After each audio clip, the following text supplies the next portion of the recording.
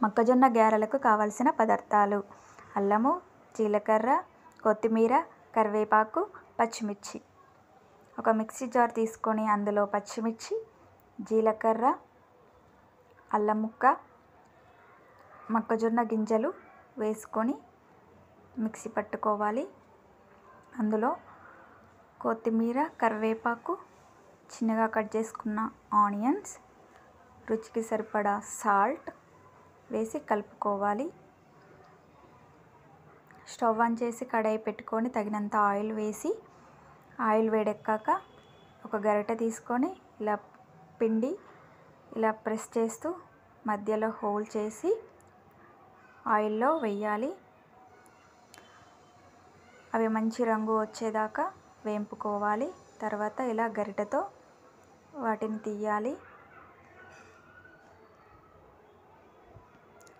మరోసారి ఇలా వేసుకొని మంచి రంగు వచ్చేదాకా ఆయిల్లో వేయించుకోవాలి. అంతే, సింపుల్గా మొక్కజొన్న గారెలు రెడీ. Thanks for watching.